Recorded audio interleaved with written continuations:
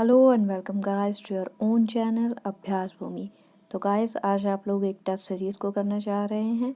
उससे पहले अगर आपने चैनल को सब्सक्राइब नहीं किया है तो प्लीज़ कर दीजिए और साथ ही साथ बेल आइकन को भी प्रेस कर दीजिए ताकि आने वाली वीडियोस की नोटिफिकेशंस आप तक सबसे पहले पहुंच सकें। तो चलिए गाइस शुरू करते हैं आज के टेस्ट को। आज के टेस्ट का पहला क्वेश्चन गाइस आपके स्क्रीन पर, किसी बालक के समाजीकरण में धर्म का महत्व है। क्या लगता है गाइस? ए आदर्शों में, बी अनुकरण में, सी संस्कार में। तो समाजीकरण में धर्म का क्या महत्व हो सकता है गाइस? ऑप्शन नंबर ए केवल ए, अगर मैं ऑप्शन नंबर सेकंड की बात करूं केवल बी, थर्ड की बात करूं केवल सी, या फिर फोर ये सभी। तो समाजीकरण में धर्म का क्या महत्व होगा गाइस? संस्कारों में होगा, आदर्शों में होगा, अनुकरण में होगा। तो कौन सा ऑप्शन के साथ जा रहे हैं गाइस? आप अपना सेलेक्ट कर लीजिए ऑप्शन, फिर मैं आपको बताती हूँ। जी हाँ गाइस, अगर आप ऑप्शन नंबर 4 के साथ जा रहे हैं तो आप बिल्कुल सही हैं। ठीक है गाइस, अगला क्वेश्चन आपके स्क्रीन पर, समाजीकरण की प्रक्रिया में उन डैश को प्राप्त किया जाता है जिन्हें समाज में महत्व दिया जाता है। तो क्या लगता है गाइस? 1 मानकों, ऑप्शन नंबर 2 मूल्यों, ऑप्शन नंबर 3 विश्वासों, या फिर ऑप्शन नंबर 4 ये सभी। तो क्या लगता है गाइस? आप अपने ऑप्शन को टिक कर लीजिए, फिर मैं बताती हूँ। जी हाँ गाइस, अगर आप ऑप्शन नंबर 4 के साथ जा रहे हैं तो आप बिल्कुल सही हैं। इसी के साथ गाइस हम आगे बढ़ रहे हैं अगले क्वेश्चन की तरफ। समाजीकरण की प्रक्रिया में अनुकरण को उपयोगी तथा विकासात्मक बनाने के लिए आवश्यक तत्व है। क्या लगता है गाइस? ऑप्शन नंबर 1 परिवार एवं पड़ोस, ऑप्शन नंबर 2 गांव एवं शहर, ऑप्शन नंबर 3 देश एवं राजनीति, या फिर ऑप्शन नंबर 4 परिवहन एवं संचार साधन। तो क्या लगता है गाइस, समाजीकरण की प्रक्रिया में अनुकरण को उपयोगी तथा विकासात्मक बनाने के लिए कौन सा फैक्टर आपको लग रहा है कि इम्पोर्टेंट है? आप अपना टिक कर लीजिए गाइस ऑप्शन, फिर मैं आपको राइट आंसर बताती हूँ। जी हाँ गाइस, अगर आप ऑप्शन नंबर 1 यानी पड़ोस और परिवार के साथ गए हैं तो आप बिल्कुल सही हैं। इसी के साथ आगे बढ़ रहे हैं गाइस अगले क्वेश्चन की तरफ। अगला क्वेश्चन आपके स्क्रीन पर, निम्न में कौन सा कारक बच्चों के समाजीकरण में महत्वपूर्ण भूमिका निभाता है? क्या लगता है गाइस? ऑप्शन नंबर 1 पालन पोषण, ऑप्शन नंबर 2 सहानुभूति, ऑप्शन नंबर 3 पड़ोस, या फिर ऑप्शन नंबर 4 ये सभी। गाइस आप अपने ऑप्शन को टिक कर लीजिए, फिर मैं आपको आंसर बताती हूँ। जी हाँ गाइस, अगर आप ऑप्शन नंबर 4 यानी ये सभी के साथ गए हैं तो आप बिल्कुल सही हैं। अगला क्वेश्चन गाइस आपके स्क्रीन पर, बालक के समाजीकरण की प्रक्रिया कब प्रारंभ होती है? सोशलाइज कब होता है बालक? ऑप्शन नंबर 1 जन्म से 3 वर्ष के बाद, ऑप्शन नंबर 2 जन्म से, ऑप्शन नंबर 3 किशोर अवस्था में, या फिर ऑप्शन नंबर 4 वयस्क होने के बाद। तो क्या लगता है गाइस, आप कौन सा ऑप्शन के साथ जा रहे हैं? आप एक बार ऑप्शन अपना टिक कर लीजिए, फिर मैं आपको आंसर बताती हूँ। जी हाँ, ऑप्शन नंबर 2 यानी जन्म से, जन्म के समाज के दायरे में आ जाता है गाइस। अब गाइस हम इसी के साथ आगे बढ़ रहे हैं अगले क्वेश्चन की तरफ। समाजीकरण की किस अवस्था में बच्चों में जिज्ञासा की प्रवृत्ति उच्च पाई जाती है? क्या लगता है गाइस आपको? ऑप्शन नंबर 1 शैशव काल, ऑप्शन नंबर 2 किशोरावस्था, ऑप्शन नंबर 3 प्रारंभिक बाल्यावस्था, या फिर ऑप्शन नंबर 4 उत्तर बाल्यावस्था। तो गाइस आप अपना ऑप्शन टिक कर लीजिए, फिर मैं आपको आंसर बताती हूँ। जी हाँ गाइस, अगर आप ऑप्शन नंबर कौन सा 3 के साथ जा रहे हैं यानी प्रारंभिक बाल्यावस्था, तो आप बिल्कुल सही हैं। अगले क्वेश्चन की तरफ बढ़ते हैं गाइस। अगला क्वेश्चन आपके स्क्रीन पर, निम्न में से किसका कथन है कि ज्ञानात्मक विकास नकल पर आधारित ना होकर खोज पर आधारित होता है? ऑप्शन नंबर 1 जीन पियाजे, option number 2 Kohlberg, option number 3 Skinner, या फिर ऑप्शन नंबर 4 वाइगॉत्स्की। क्या लगता है गाइस, ज्ञानात्मक विकास नकल पर आधारित ना होकर खोज पर आधारित होता है? तो क्या लगता है किसने दिया है गाइस? आप अपना आंसर टिक कीजिए, फिर मैं आपको बताती हूँ। जी हाँ गाइस, अगर आप ऑप्शन नंबर 1 यानी जीन पियाजे के साथ गए हैं तो आप बिल्कुल सही हैं, क्योंकि आपको याद है ना खोज का सिद्धांत उन्होंने ही दिया था। अगले क्वेश्चन पे हम आ गए हैं। पियाजे के अनुसार कोई बच्चा किस अवस्था में अपने परिवेश की वस्तुओं को पहचानने एवं उनमें विभेद करने लगता है? पियाजे यानी जीन पियाजे की बात चल रही है गाइस अभी। ऑप्शन नंबर 1 मूर्त संक्रियात्मक अवस्था, ऑप्शन नंबर 2 औपचारिक संक्रियात्मक अवस्था, ऑप्शन नंबर 3 संवेदी प्रेरक अवस्था, या फिर ऑप्शन नंबर 4 पूर्व संक्रियात्मक अवस्था। कौन सा ऑप्शन के साथ जा रहे हैं गाइज आप? अपना ऑप्शन टिक कर लीजिए, फिर मैं आंसर दिखा देती हूँ। जी हाँ, अगर आप ऑप्शन नंबर 4 यानी पूर्व संक्रियात्मक अवस्था के साथ गए हैं तो आप बिल्कुल सही हैं। चलिए गाइज आगे बढ़ रहे हैं अगले क्वेश्चन की तरफ। जीन पियाजे के अनुसार कितने वर्ष की आयु तक के बच्चों में संज्ञानात्मक परिपक्वता का अभाव पाया जाता है? अभाव बताना है गाइज, यहाँ पे संज्ञानात्मक कॉग्निशन नहीं है बच्चों के पास। ऑप्शन नंबर 1 4 वर्ष, ऑप्शन नंबर 2 6 वर्ष, ऑप्शन नंबर 3 8 वर्ष या फिर ऑप्शन नंबर 4 12 वर्ष। तो गाइज आप अपना आंसर बताइए, फिर मैं दिखाती हूँ अपना आंसर।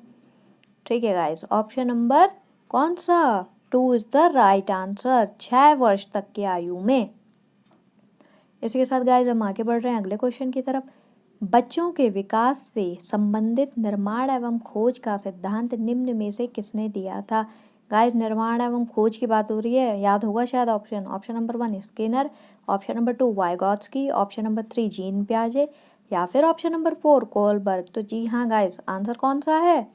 बिल्कुल सही गाइज, जीन पियाजे, option number 3 was the right answer. आगे बढ़ रहे हैं गाइज अगले क्वेश्चन की तरफ। बच्चों में आधारहीन आत्मचेतना का संबंध उसके विकास की किस अवस्था से संबंधित है? आधारहीन, कोई आधार नहीं है जिस आत्मचेतना का, उसका संबंध बताना है। ऑप्शन नंबर 1 पूर्व बाल्यावस्था, ऑप्शन नंबर 2 बाल्यावस्था, ऑप्शन नंबर 3 किशोरावस्था या फिर ऑप्शन नंबर 4 उपरोक्त में से कोई नहीं। तो कौन सा ऑप्शन के साथ जा रहे हैं गाइज? आप अपना ऑप्शन बताइए, फिर मैं आपको अपना ऑप्शन बताती हूँ। जी हाँ गाइज, ऑप्शन नंबर 3 यानी किशोर अवस्था इज द राइट आंसर। इसी के साथ अब हम आगे बढ़ रहे हैं अगले क्वेश्चन की तरफ। फ्रांसीसी मनोवैज्ञानिक अल्फ्रेड बीने एवं उनके साथी साइमन ने बुद्धि के मापन के आधार के लिए किसे सर्वाधिक उपयुक्त पाया? तो जो ये बीने और साइमन दोनों बहुत फ्रांसीसी मनोवैज्ञानिक थे और काफ़ी अच्छे लेवल पे मनोवैज्ञानिक हैं। अगर आप इनके बारे में पढ़ेंगे और इनके जो इन्होंने थ्योरीज वगैरह दी हैं तो वो बीएड में काफ़ी इंपॉर्टेंट मानी गई है।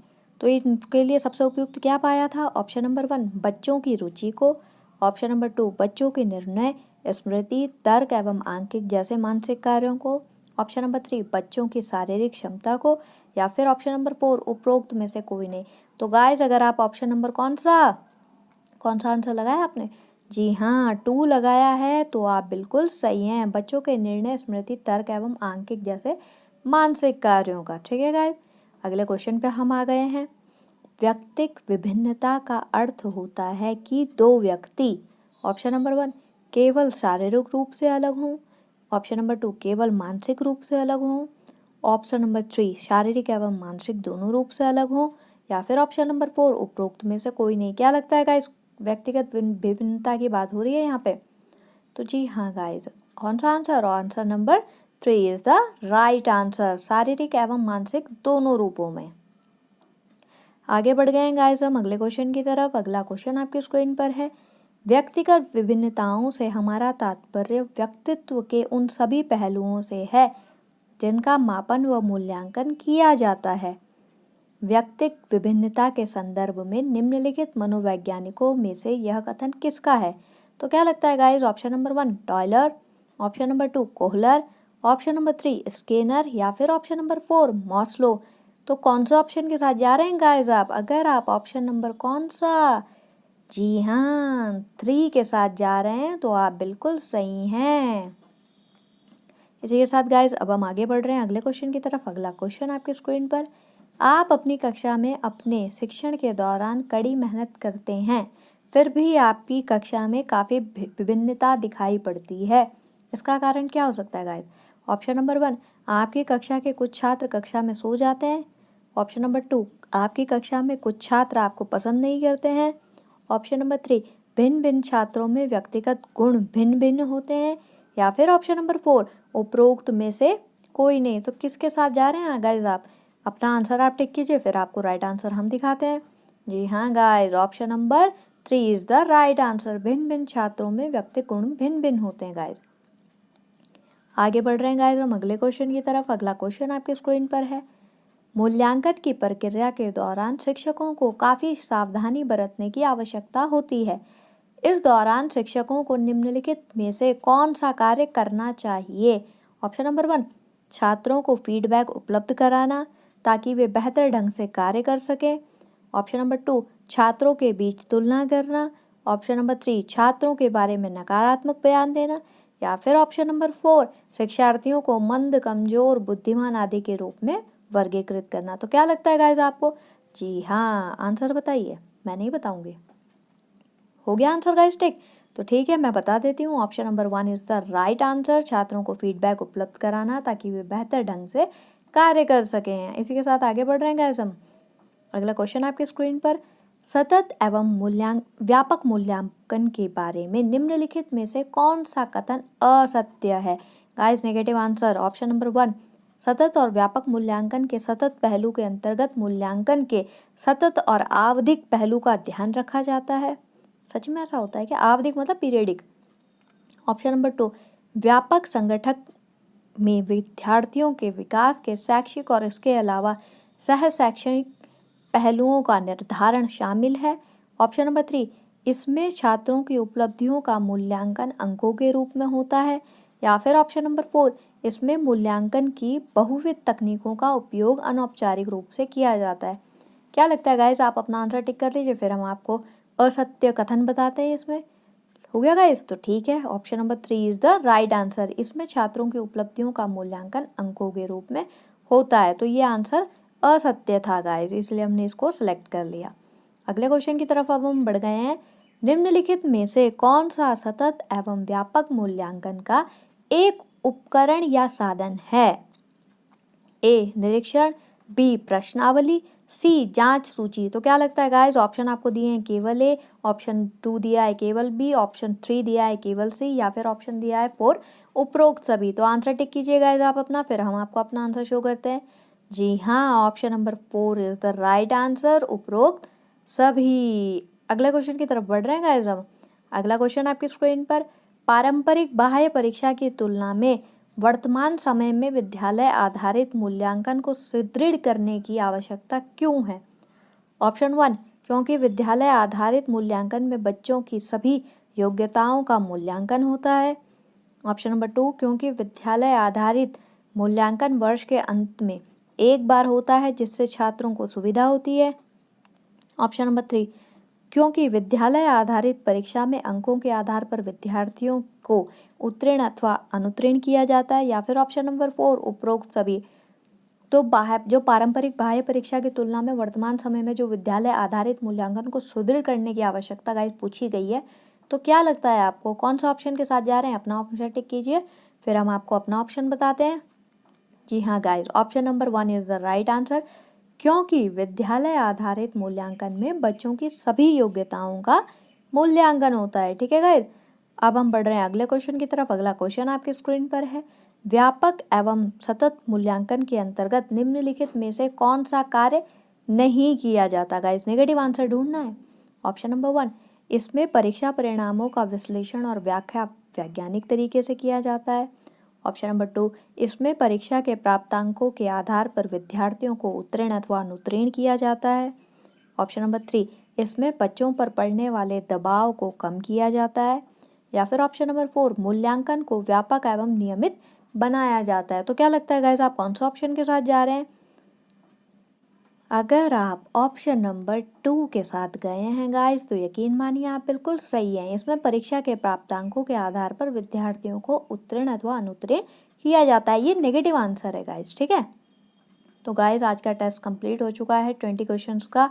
तो कृपया अपने स्कोर को नीचे कमेंट्स कीजिए और चैनल को लाइक शेयर सब्सक्राइब करने के लिए थैंक यू। जय महादेव।